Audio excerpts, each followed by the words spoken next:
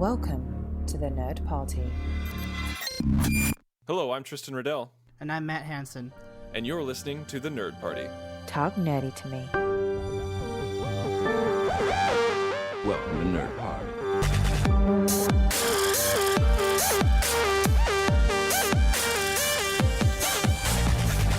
We have a special edition of the Nerd Party to bring you today.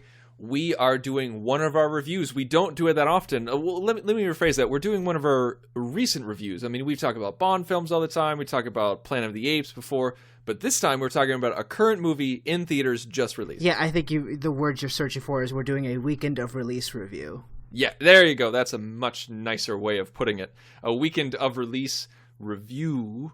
Yes, and now that movie is Ridley Scott's The Martian. Yeah, based on a very best-selling book that I had the pleasure of actually listening to on audio form before seeing the movie. This was one of those ones where I opted to do that. I don't opt to do that very often, but I wanted to see what the big hubbub was around the book. Now, someone very close to you and who's very handsome, I might add, recommended this book to you. Who's that? Oh, come on, you hurt my feelings. I recommended that book to you. Yes, you did, and you actually gave high marks for the audiobook, which I thought was very well done, very well performed. Yes, for those of you who don't know, if you're living underneath a rock, The Martian is a book by Andy Weir, and it was self-published, and it was self-researched, no contribution from NASA whatsoever, and then he self-published it, and then it spiked like crazy, and then it got a real publisher, and it just became this phenomenon. Like it was on bestseller lists left and right, and it's probably one of the most technically, I don't want to say advanced, but like one of the most technical books that I've ever read and still been entertained. And it's about an astronaut who is marooned on Mars, literally marooned on Mars. He's part of the Ares 3 mission where he's with him and his crew are on the planet, and then a storm comes and they have to evacuate. They see him get hit by a piece of debris, and his life signs are gone, and so they're like, crap, he's dead, so we gotta evacuate. They did, but then all of a sudden he's alive, and he has to figure out how to survive on Mars until a rescue team can come 4 years later. Now, I must have been living under a rock, because I had no idea this novel existed until the movie was coming out. It was huge novel. A lot of people talking about it. I mean, this was right up there. Like, I may be overstating it, but like every time you know how everyone was talking about Gone Girl when it came out, when it was published? Yes. The same people were talking about Martian when it was published. I'm sure. The buzz never got to me until it goes for both those films. I never heard it. I never knew either of them were books until their movies were getting ready to be released. So, yeah, these are for those of you who haven't read it or haven't seen it. We definitely recommend that you do not listen to this podcast. We are going to give lots of spoilers. This is a spoiler-filled review. Yeah, as is most of our weekend of release reviews. If you listen to our Avengers Age of Ultron episode, you know what to expect. So turn this off now and come back to it once you've seen the movie. Or read the book or listen to the audiobook. Now, I've read the book and I've listened to the audiobook. The audiobook is one of the best audiobooks I've ever listened to. It is, and you know, audiobooks can be very hit or miss. That depends on the performer, and I forget the guy's name. Who did the audiobook of The Martian? The person who narrated the book is R.C. Bray, and he's done a few other novels, but this is by far his most mainstream book. And he is actually on Twitter, and I can't remember his Twitter handle right now. He doesn't really use it that much, but I was thoroughly impressed. I love voice actors.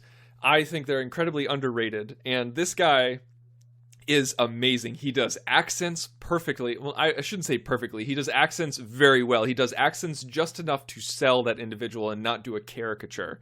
And he does a very nice feminine voice without like making it sound ridiculous. Right. And it's a very, I think because the book itself is so relies so heavily on the protagonist's Mark Watney's logs. Like most of the book is just the logs that the astronaut makes. It's like if Star Trek was all captain's logs. You know, when I first started the book, because about the first couple chapters of the book are nothing but his log entries, I thought that was going to be the whole story, which I would have been fine with, quite honestly. That would have been an interesting, unique way to tell a dramatic story. But the way that they ended up going about it was still great. I just wanted to put it on the record. I ended up really loving the book. Yeah, I was in the same boat as you, because what happened is that when I was reading the book and listening to the book, it like I got a little worried, actually, because I was like, are we only going to see this from his perspective, and are we going to get no, like third person or anything like that? And so, but right when I started getting worried, like, oh man, I kind of want something else, right when I was about to get worried that I was going to get bored, they shifted perspective and gave us some new material and some new characters, and I was like, oh, okay, cool. I just want to say, though, had they stuck with just Watney's logs, I don't think I would have objected, because I think what the book does very well, and subsequently when we get into the movie, what I think the movie does very well, is they make Watney such a likable protagonist that you want to spend time with him. I'm glad that you brought that up, because he is very much a likable protagonist. You are rooting for this guy from beginning to end, and the beauty of this story is that, like, most of the time, like when you have like Counting Monte Cristo, he's imprisoned and he's alone for years, and he's trying to survive, and it's all about the hell that is his imprisonment. Now, granted, that's a very different story than someone being marooned, but you have other stories of people being marooned, and it's all about like the psychological effects and how, like, what is he going through, like how lonely is this person. But this one is very much not about the psyche of the individual, but just how they can use their skills and the science and math in order to survive. And like, he keeps in high spirits, surprisingly. Yeah, that's the thing that I was surprised to find out about the book, and then I guess we should shift over to the movie since that's our main topic. But the subject matter of the book, being stranded on Mars by himself having to survive, that could easily be written as this very, very bleak last man on Earth but on Mars drama. And I think the heart of both the book and the movie is that the characters are able to find some humor in their very, very dire situations. It almost turns into some parts of it are kind of like a black comedy.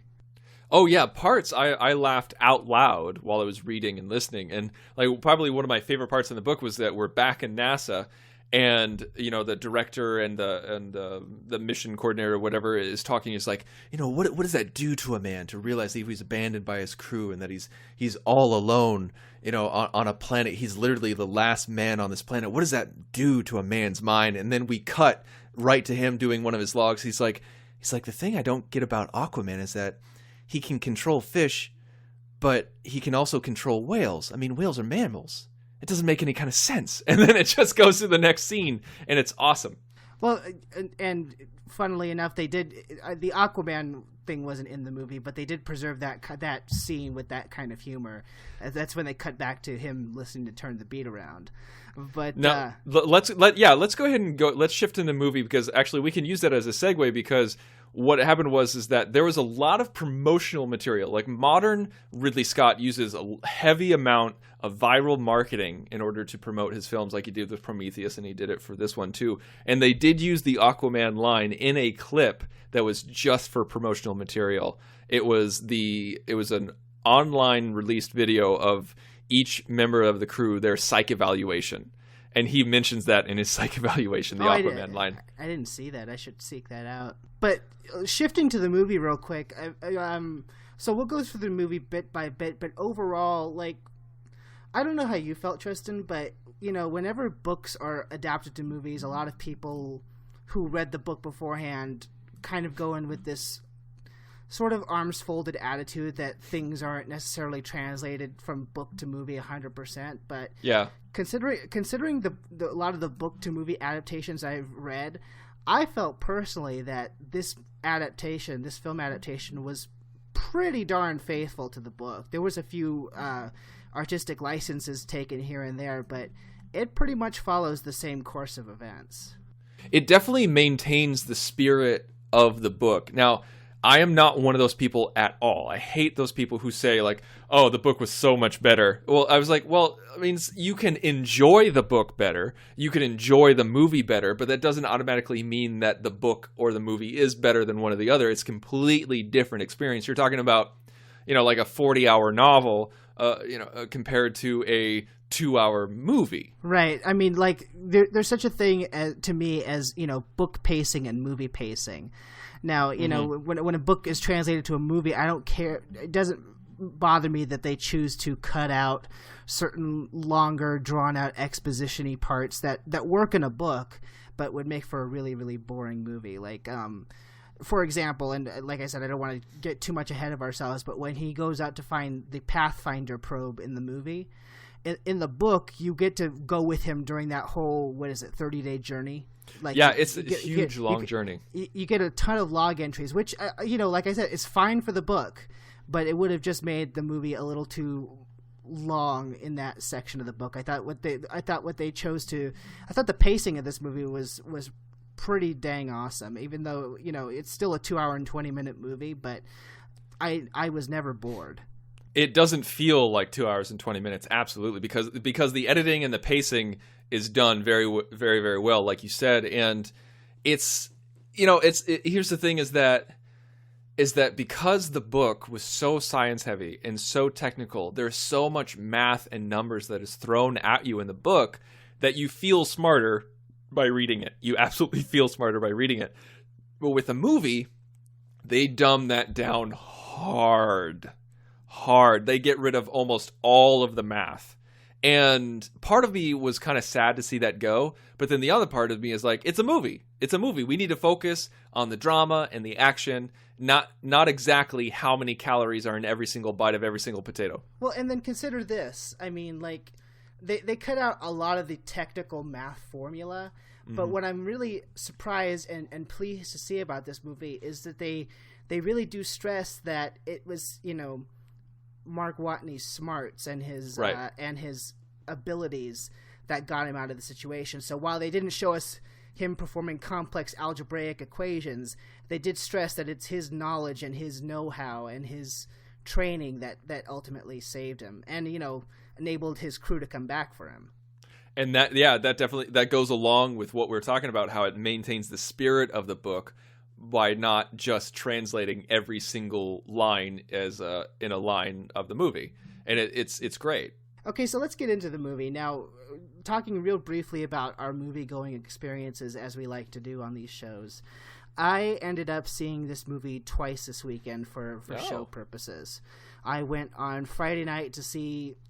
Now, the only disappointing thing about this movie is that because of scheduling, it didn't get an IMAX release, which this would have been brilliant to see on an IMAX. But so I went to the next level premium large format screening that I could on Friday night, and I saw it in 3D. So I saw it on Friday, and then I saw it last night in preparation for this show, again in 3D. And before I talk any more about the movie, I know you didn't see it in 3D probably, but I do recommend the 3D in this film.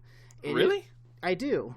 It's post-conversion, but I think the large format and the way that this film was shot, I think this film has excellent cinematography.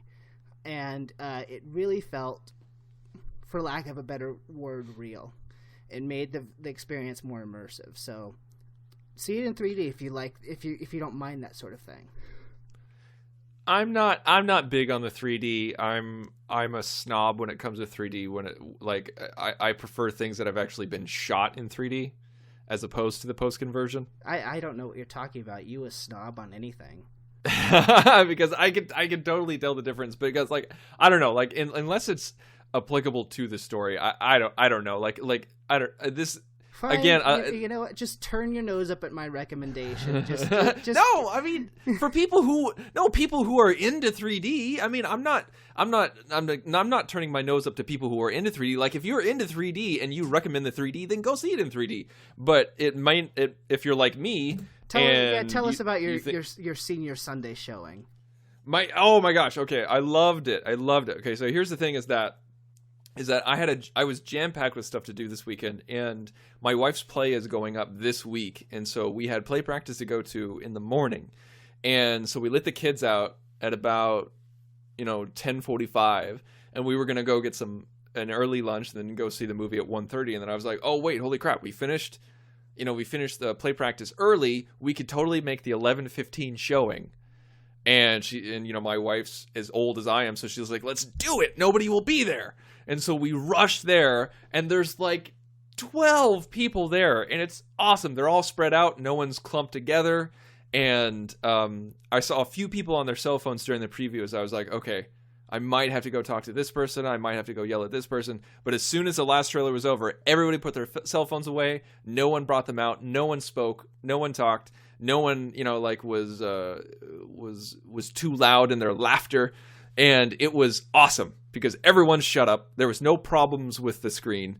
And I went early in the morning on a Sunday specifically for that purpose, and I got the experience I paid for. Well, at least you went, so congratulations. Thank you. Yes, it takes a lot to get me into the theater, and I'm really glad that this was a good movie. And one thing that I definitely want to talk about is the casting. So so Matt Damon, he's a protagonist, Mark Watney. Now, when you read the book, did you picture a person this age, like Matt Damon's age, or did you picture somebody a little bit younger? It's hard to say because I'm reading the book as the movie's coming out, so it's hard. I've seen the promotional material, so it's hard not to picture Matt Damon in this role because I've been exposed to all the trailers. That being said, though, I think Matt Damon makes sense because reading the book, he's young, but he's not a kid. Right. He strikes me as maybe early to mid 30s in the book, and Matt Damon, even though he's close to 45, that man still looks gorgeous, so he can pull off 30. He could pull off mid 30s, and I thought he did fine. I thought it was the appropriate age. What did you think? I think he turns 45 actually in a couple of days. Yeah, that's funny. I thought he was a perfect Mark Watney because when I read the book, I guess I was kind of like you, where I read the book when the movie was announced, like during pre-production, and so I heard that Matt Damon was going to play Mark Watney, and so I didn't actually see any material at the time, but I heard it, and so he was kind of in my head, and so I always kind of pictured him that way. And I just think that after reading the book and then now seeing the movie, I can't picture these characters as anybody else, except for maybe Chulta Ejiofor. Well, yeah, because we'll get to him in a second. But in the book, he's more ethnic in the terms that he's more of a Indian character. I mean, he still has the same last name in this book, but they changed his name from Venkat to Vincent. Yeah, like in the book, he was full-blooded Indian and from India. Yeah, and in the movie, he's half Indian. That's all we know. But that doesn't matter because Chiwetel Ejiofor is a great actor, and I just want to say before we get to any of the other actors, this has, I think, one of the greatest casts in a sci-fi epic in the last few years. I think if Anne Hathaway wasn't in Interstellar, then I think that you would be incorrect. Oh, it's so funny that you brought up Interstellar because I thought about that film a lot during during the watching of this movie, and I made some notes comparing the two, and I will share them as I go throughout the show. I'd be interested to hear your comparisons because I didn't get an Interstellar feel on this movie at all. Well, I'm not saying that I got the same feel, but it was a recent epic sci-fi blockbuster that relied a lot upon more hard science. Was made in cooperation with NASA, and it shares a number of cast members. So that's as far as the similarities go. Okay. But I still was comparing the two because, a film like this did come out last year. Yeah. So. Yeah. A hard science action adventure movie. Yeah, absolutely. And, like moving on to Jessica Chastain, I wasn't quite sure how commanding Jessica Chastain could be because I hadn't seen her in anything like that before. Wait, you never seen Zero Dark 30? Oh, I had seen Zero Dark 30. I forgot about them. I didn't really like that movie that much. I didn't. I completely had forgotten about that. You're right. But anyway, spoiler alert: she kills it. She's fantastic. She totally sells it. I've always loved Jessica Chastain, and I felt, I mean, this was one of my notes of comparison. I'm so glad that she gets to do more in this movie than just be angry. What makes you say that? Like, why would she just be angry? Because that's all she was last year in Interstellar. She was angry and angsty and. Oh, okay. I didn't quite understand that one. Yeah. She had a range of emotions, and she was very likable, but at the same time commanding. Yeah. And speaking of commanding, Jeff Daniels was a perfect NASA director. No bullshit. Like, has suffered no fools, but he didn't feel like he was being a jackass. Yeah, I mean, aside from, Dumb and Dumber 2 last year, where has he been recently? Because I liked him in this movie a lot. I've always liked him. Well, he was doing The Newsroom for 3 years. Oh, that's right. I forgot about that. Yeah, you're right. But, I've liked him ever since Speed. Yeah, but Jeff Daniels is a very underrated actor. And, I mean, like, those are the three main people. Like, actually, those are the four greats in the movie. The rest are very much side characters. You have Kristen Wiig, who plays the PR director, who is a very toned-down PR director compared to the one in the book. The one in the book was just a complete, like... acerbic. Yeah. And then you have Michael... How do you say his last name? Michael Pena. Pena, yeah. You have a couple of... You have a couple of Marvel alumni in here, which I was happy to see. You have Michael Pena, who was just an Ant-Man, playing Martinez, who's the mission's main pilot, because he ends up saving the day at the end with some of his piloting skills. You also have, I don't know if you recognized him without his long hair, but you have Sebastian Stan, a.k.a. the Winter Soldier, as the ship's doctor. And then you have Kate Mara, who was the Invisible Woman. Yeah, Rooney Mara's more charismatic sister. Hey. After this movie, and I've seen her a couple other things, I prefer Kate to Rooney. Sorry. I like them both. I think they're a great acting pair. I think they're fantastic. But she does a great job. She's very minimalistic in this movie. And Sean Bean survived. Yeah, he didn't die. So let's all clap our hands for that one. And just a lot. And Donald Glover. Wait a minute. He didn't die, and he wasn't a villain. That's a twofer for Sean Bean. I know. So, anyway, long story short, fantastic cast. The cast alone sells this movie. We got a lot of star power, a lot of talent. Not just star power, a lot of talent in this movie. Now, right off the bat, they throw us in the middle of it, just like in the book. And he gets, the storm hits, they evacuate, he gets marooned, and then that opening scene where he pulls out a rod from his side and has to stitch himself up. That was I was literally on the edge of my seat, holding myself in, trying to grip my hands on the armrest because it was so intense. Well, the thing that I like about it, this is how you could tell you're in a Ridley Scott film. It's not enough that we see him just impaled. We get to see the whole surgical scene of him removing it, bit by bit, staple it. He doesn't hold back for a PG-13. He Ridley Scott wants you to feel this man's pain, and we do. The other way I noticed that we're in a Ridley Scott film right away, I don't know if you noticed this, but it's something I noticed both times, is that, the Fox logo comes up and all the production logos come up, and then you get the title card of The Martian, and then as the title card fades, it fades into the hieroglyphics like Alien. Did you notice when Alien, at the beginning of Alien, how the title comes up and it's comes up bit by bit?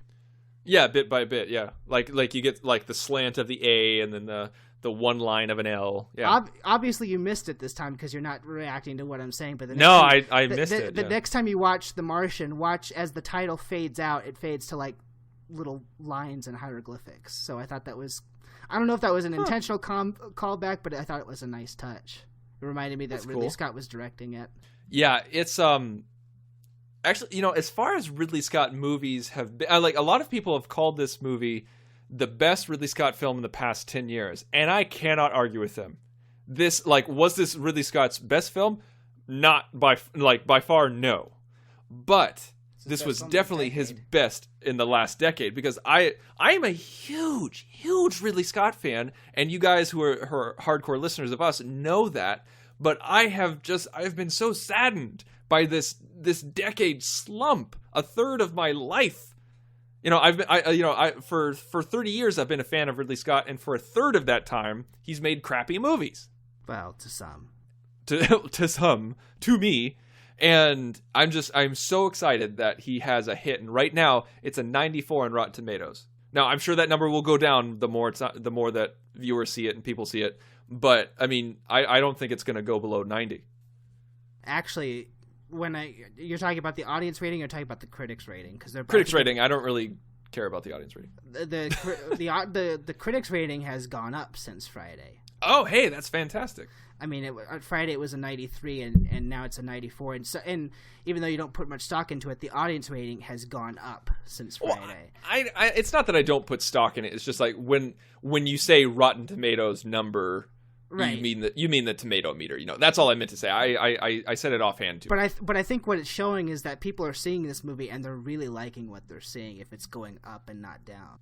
Yeah, and in its first week, okay, it's Sunday. It was released on Friday.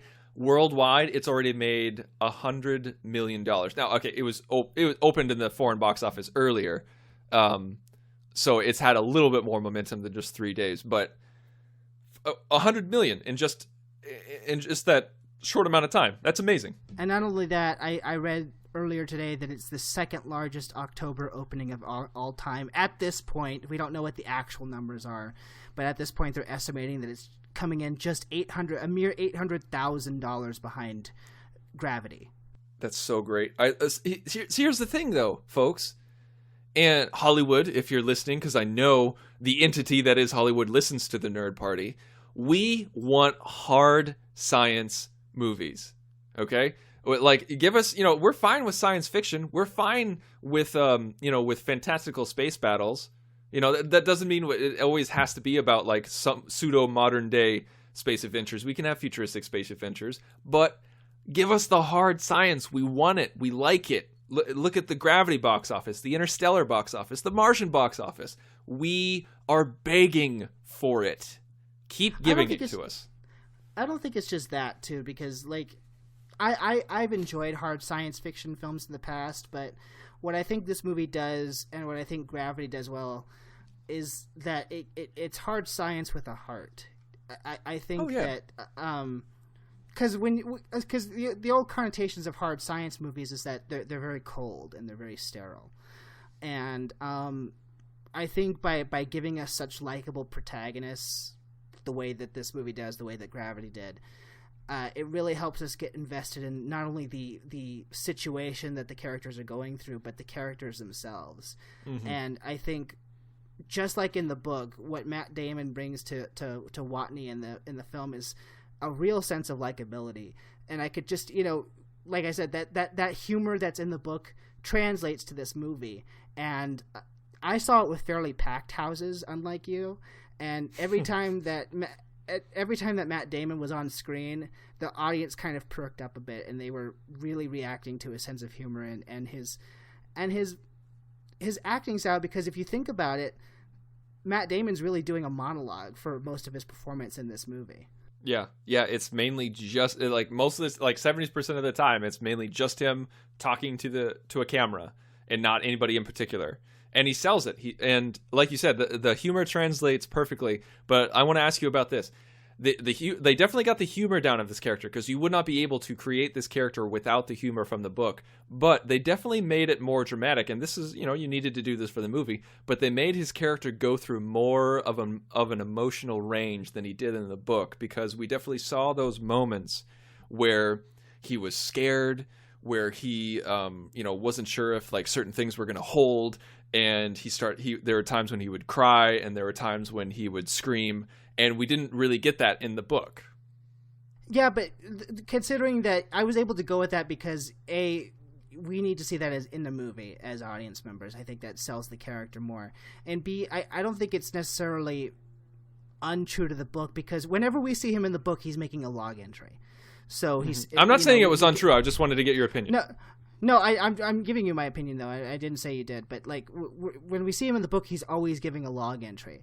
So so he's had time to process and think things through a little bit. So I can believe that he had these moments like these in the books in between when he's making log entries. Solid point. Yes, that's a great observation. Where it's just like in the movie we got to see the omnipotent narrator, like the omnipotent perspective, Right. Like of what's going on in between those log entries. And I think it added to the depth of the character, because even though the book was not about his emotional draining state, it was nice to see that peppered in. Yeah. And you know what I also liked that they kept from the book in the movie, and it added a kind of sense of fun about it, was the whole thing about Jessica Chastain's character loving everything 70s and leaving him with everything 70s, which it drives him crazy, but you see he ends up kind of liking it toward the end. They could have explained that though a little bit more, because they in the book they explain it. Now I think they overused it in the movie, but they didn't explain it in the movie that that's all that he had to listen to. I thought it was fine. Well, you know what? I laughed. I thought it was funny, but they could have had one line where it's like, "Oh, I don't have any other music to listen to. Like, I didn't bring any music. Martinez didn't bring any music. Yeah, but something like that." But that's implied. You don't need a line of dialogue to say that. If he's saying, "I can't stand this music," but this is the least disco song that she has. Mm-hmm. If he hates this kind of music so much and there were other options, he wouldn't be listening to it. There's no need for a line of dialogue to say that that's the only music that's left on the planet. I disagree. I disagree on that one. Well, you need exposition. But what I liked about it, and what I read in someone's review, I can't remember, was that it kind of brought a sort of, because this was another movie that used humor, nostalgic soundtrack to its humor. It kind of brought like a Guardians of the Galaxy kind of vibe to it, where it uplifted everybody. People got into it. It showed the kind of mood that characters were in. I mean, the fact that this film ends with the cast list and watching the next mission being launched to Love Train, I thought was just the perfect way to end this film. So I really like the soundtrack to this movie. Well, it's hard to go wrong with 70s music. Now, okay, so we open up, he's marooned, and we go through, and it's I'm trying to figure out a way to talk about this. Like, what were some of your favorite moments? Like, what were times where, like, even though you and I read the book and we knew where things were going to go and what things were going to happen, what kept you on the edge of your seat? Like, what really intrigued you? Well, I think what really intrigued me is what we mentioned earlier, which is when he's doing the log entries, it's funny, and Damon sells it. He's very entertaining. But the things that we didn't get to see in the book are the things that I think I enjoyed most about this movie, and that would be the omniscient narrator portion of it, where seeing him react to things in between different episodes. Like, for example, there's a portion of the movie where he has a major accident, and he blows the airlock off of one of his off of the main habitat, and has to seal it up with duct tape. And there's that scene where he's sitting in the middle of a storm trying to count the rest of his food, and you could see it in his face that he's really scared that canvas that he's duct taped over the airlock is not going to hold. It's things like that, or it's things like after that accident happens, he goes over to the rover, and you just see him completely break down and get frustrated, and you think he's about to give up, but yeah, like those two moments that you brought up, I'm glad you brought that up, because I did like that, because he's trying, like, part of the hab blew off, like the airlock blew off of the hab, and so he used duct tape and plastic and spit practically and to cover it. And like, I leaned over to my wife at the time and said, like, I think I would have put more than one layer of plastic over that hole. But you know what, Tristan? If there's one thing that this movie sells us, it's that duct tape fixes everything. Duct tape is, it is the astronaut's tool, definitely. But yeah, I love that moment when he's trying not to notice it. Like, he's trying to ignore, like, there's a storm outside. And he's trying to count his potatoes. Yeah, he's trying to keep his mind off of it. Yeah, he's trying to count his potatoes, and he's just like rocking there back and forth, and you just see him just kind of go, just like, and it's just, he sells the fear and the anxiousness and the anxiety, and it's great. So seeing that in between that stuff, and actually, watching the in betweens of him trying to communicate with NASA, I thought were really fun. I mean, when he finds the probe for the first time, and he knows that the communication's been established because they get the camera to point to yes, and just how happy he is. Just watching those moments dramatized on screen, I thought were incredibly satisfying. So I think those are my favorite aspects of seeing the movie versus reading it in the book, because you read his stuff in the book and it's him reacting to things that already happened because he's talking about them in the past tense via a log entry. Yes. The book is all past tense when it comes to Watney's perspective. Yes, it's a very interesting difference, and that was one of their major hurdles in making the movie, is shifting that from past tense to present tense. Right, and deciding what to leave in and what to leave out. Also, I mentioned it earlier, but I don't know if you have the movie information brought up, but I want to know who was the cinematographer for this film, because the way that the Martian, quote unquote Martian landscapes are shot, I thought was incredibly stunning. Like, I don't know how you felt, but like it made me believe that they filmed on another planet. It's I'm gonna butcher his name. It's Dariusz Wolski, and he did Prometheus and all of the Pirates of the Caribbean movies, and he also did Exodus. So I think he must have a good relationship with Ridley, and it looks like he did Alice in Wonderland, Eagle Eye, The Rum Diary. Oh no way, he did Sweeney Todd, and The Mexican. That was well shot. Oh, he did Dark City in '98. Hell yeah. Crimson Tide, The Crow. This guy knows what he's doing. So, I mean, how did you feel about the way that they portrayed the Mars landscape on this planet? I thought it was great. I think the added mountains, the CGI mountains in the background were done really well. And I love the added little mini tornadoes that they put in. I thought that was great. Yeah, I thought it was very well done. The cinematography to me was not mind-blowing, but it did its job. It was beautiful. I'm not saying it was like Roger Deakins mind-blowing, but it sold me on the fact that yes, this landscape is another planet. You know what I mean? Yeah, that's the thing, is that like the cinematography did its job well, where it was pretty to look at. You felt like you were on another planet, but at the same time it wasn't distracting. So I think it gets an A+ on cinematography, but I don't think we're going to see him nominated or anything like that. No, well, maybe not, but we'll see when award season comes out. The other thing that I kind of like that they preserved about the movie, and not to get political, not to bring all that heavy stuff into this show, but in the book, there comes a point where they try to send Watney a resupply probe, and it blows up on launch. Mm-hmm. So in the book, they end up turning the Chinese volunteer, one of their boosters that they've been working on, to provide him with food. Later, it's used to provide the Hermes crew with resupply so they can go back and get him. But they're going to use it to resupply him with food. Now, I could see, for pride purposes or whatever, trying to leave the Chinese aspect of this movie, of this book, out of this movie, and just say that it was, American know-how. You know what I mean? But I like the international flavor of this movie, that the whole world is pulling for him. It's very, very unifying. I love seeing that kind of unity in a sci-fi film because, of course, we're Star Trek fans, and it's kind of a shade of what a Star Trek future would be like. So to see they kept that part of the book in the movie, and they kept the global aspect of the book in the movie when you see basically the whole world watch the rescue operation. Yeah. So I like that the global aspects were preserved.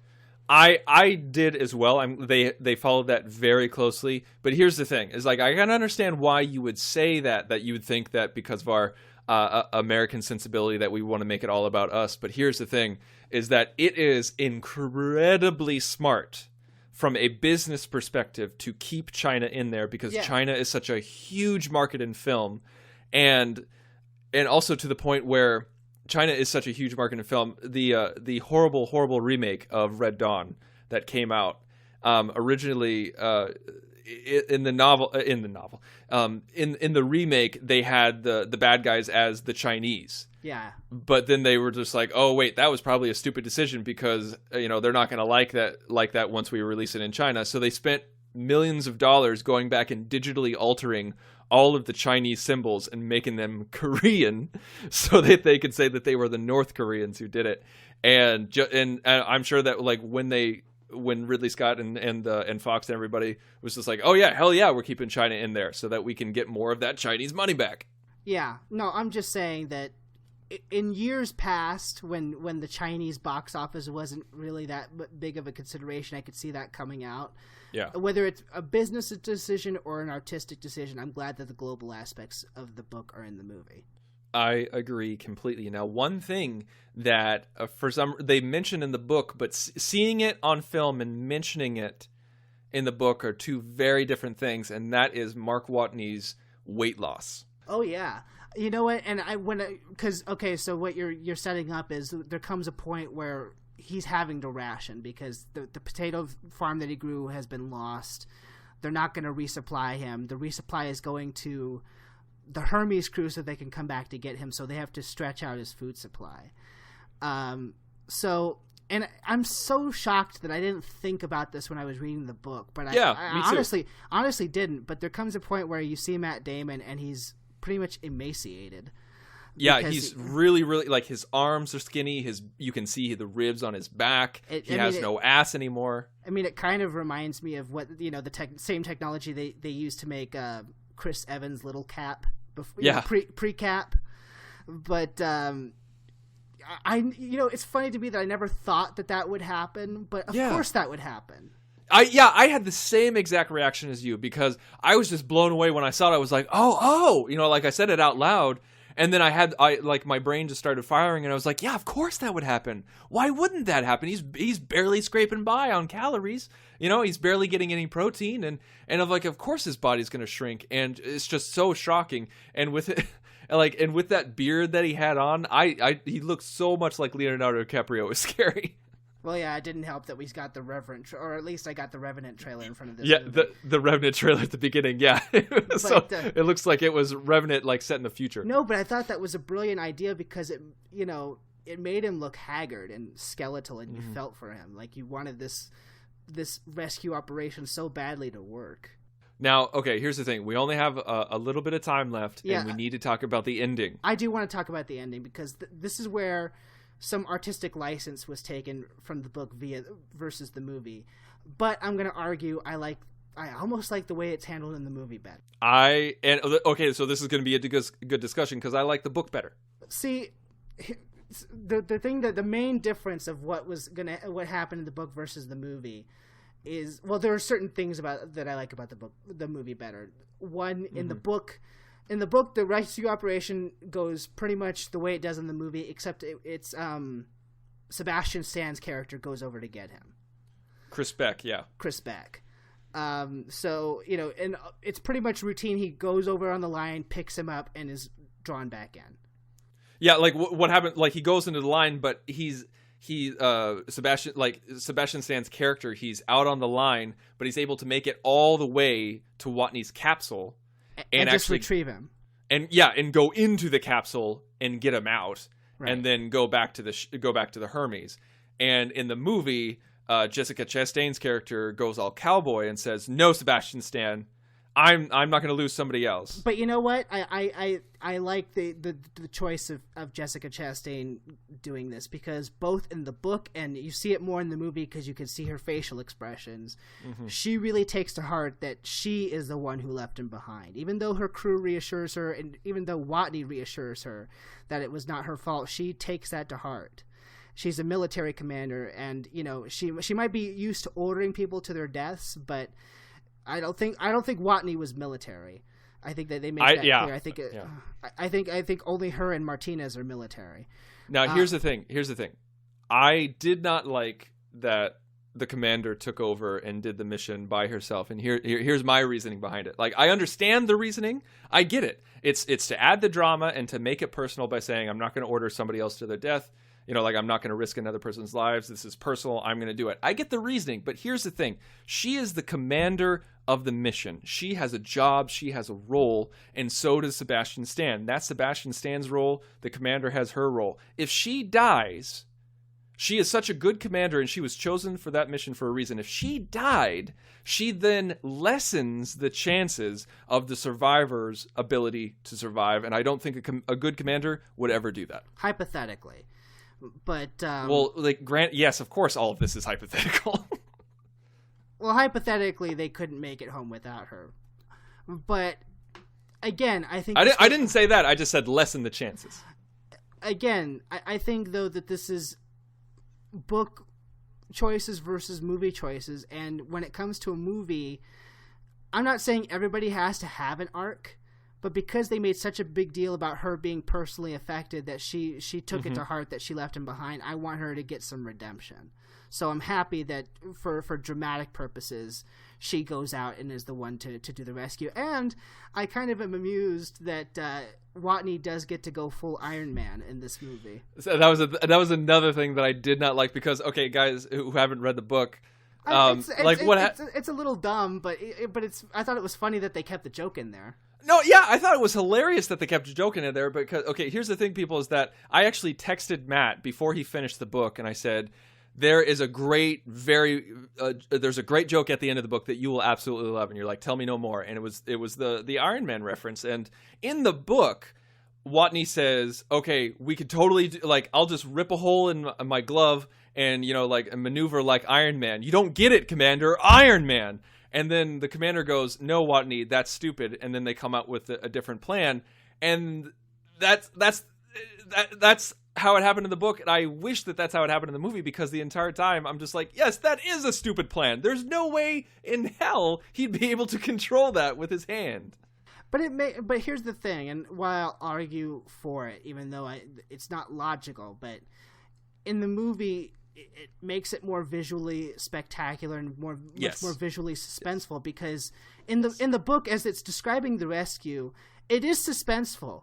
But if you picture what's actually going on, it's Sebastian Stan's character goes over, picks him up, comes back. You're in suspense because of the way it's being written and the words being used to describe the maneuver. Yes. But the actual maneuver itself is relatively simple, so, plainly speaking. Plainly speaking, yeah. Here it's much more, like I said, visually spectacular. It's a much more visually suspenseful. It works better in a movie sense for it to happen this way, because more things are going on visually. You don't have that wonderful language that's provided in the book to give you the same kind of suspense. You need to rely on the visual and the acting. And I don't think you would have gotten the same kind of impact had he just gone over and picked him up and come back. I can't argue with you on that, because they, like Ridley Scott and the producers, they made the dramatic choice. They made the more visually interesting choice. Everything that you said is absolutely correct. But I do think, from my perspective, I think that it could have been done. Now, I'm not saying that they should have done this. I'm not saying that at all. But I do think they could have done something that was more like, they set a very realistic movie with a very realistic tone and then end it with something a little bit fantastical. And so I think if they wanted to stay true to the book, if they wanted to, for the ending, I feel like they could have found a way to make it dramatic but still keep the same structure and leave the fantastical stuff out of it. I'm not saying that they should have. I'm just saying that I think they could have. Maybe they could have, but you know what? By the time that sequence came along, they had bought so much goodwill from the performances and the story and the direction and the acting that if they want to take a little bit of dramatic license at the end and do something a little bit out of the box, it is still fiction after all. So I will allow it. And now, go ahead. What do you say? You're going to say I will allow it, and then, and so I didn't have that big a problem with it, and I was in suspense because he's trying to aim for her. He almost misses her and grabs the orange line, and then they keep twisting and trying to get to each other. So we had a very Gravity moment. That did make it very suspenseful for me. Yeah. So and you know what? As someone who read the book beforehand, I'm glad they changed it, because it threw me off and it made me not know what to expect. And I was pleased when that happens. That's very, very true. I did not know where they were going to go with it, and so for people who read the book, it did surprise us. Now, before we go, There was also one other big difference about the ending between the book and the movie. And in the book, he's on the Hermes and he's saved, and they patch up his wounds, and then he has one more log entry saying goodbye, saying, "Okay, I got a couple of months, or I got some time to kill before we get back to Earth. Thanks for saving me. I'm looking forward to it," and everything like that. And bam, last log entry is the end of the book. And in the movie, they have him. They propel forward in time a great deal. He's now an instructor at NASA. And then we have this montage of the next mission, and we see everybody in the crew and on the staff on where they are now. And it was kind of like a post-credit sequence, like the end of Animal House, almost without the text. And what did you think about that? The difference between the book and the movie? I like the movie. Again, I hate to sound like a broken record, and you'll probably disagree with me again. I like the movie better, only because even though we do spend most of the time both in the book and the movie with Watney as the main character, I would argue that in the book, the Earthbound people and the Hermes crew, while they are quote-unquote major players, we don't spend a whole lot of time with them. We do spend, and I'm not trying to make it sound like we spend a great deal of time with them in the movie either, but I feel like their presence is bigger in the movie than it is in the book. So I like seeing where everybody ends up versus where he ends up. I know he is the main character, and that's why I think he gets the biggest of the post-credit sequences, if you will. But I thought it was a great way to end his character, to bring it to pay the message of the movie forward, that it wasn't heroics that got him out of it. It was him being smart that got him out of it. Yeah. So the fact that he gets to convey that to a class of future astronauts, I thought was good. And I like seeing where everybody else ended up. Like it was a very satisfying conclusion for everybody versus just for one character. I think with a movie, I think a lot of people would have been upset if we didn't have that kind of falling action and denouement. I liked it in the book where it's just, okay, I'm rescued. That was the mission. That was the whole purpose of the book, is to rescue Mark Watney, to bring him home, and then bam, he's rescued, he's on the ship, but he still has a ways to go. NASA still has journeys to go. And so I like that ending in the book, but I understand the decisions that they made in the movie. I get it. The only thing that really kind of made me go, really, guys, really? And it's in the book, there's a much more focus on the relationship between Sebastian Stan's character and Kate Mara's character. Yeah. And they didn't really have that in the movie, and that's fine, because I think what they did in the movie was perfect for the amount of screen time they gave it, and just it was mainly like proximity flirtations. But then they end it with them having a newborn in their hands, like they're handing the baby over to Kate Mara like it was just born, and I'm like, did we really need that? Like, did we really need to see them have a child together? We probably didn't, and I thought that, there's a moment where Kate Mara kisses Sebastian Stan's helmet before he goes out, and that's in the book. But in the book, you get more of the background that those two have always kind of flirted and played back and forth with each other, and it made me think maybe when the Blu-ray comes out, maybe they shot some of those scenes and then just decided not to use them in the final cut. I think the final cut was good, though. I think the amount of time that they gave it in the movie was perfect for the movie, except for the whole baby thing. But that it's so minor, and it's at the end. So it's true. As we wrap up, Tristan, what are some of your final thoughts on The Martian? I know it's so new for you that maybe you can't rate it. I came up with a rating for it for right now, but what did you think of the overall film product? I think this was a knock out of the park. I think Ridley Scott is back. I think Ridley has it. I'm looking forward to his future work. I hope that he continues with this feeling, with this win. I think Matt Damon did a fantastic job. I think everybody in the film did a fantastic job. I thought it was beautifully shot. The only thing I really didn't enjoy was the music. Gregson Williams is a fantastic composer, but most of the movie kind of felt like a futuristic video game. Like I felt like I was playing Mass Effect instead of listening to a movie soundtrack. And I think the differences between the book and the movie were necessary. I didn't always agree with the choices that they made, but I do believe that it was necessary to translate it to the movie. And I have to say, out of 4 stars, I'd probably give it like 3 or 3.5. I really would.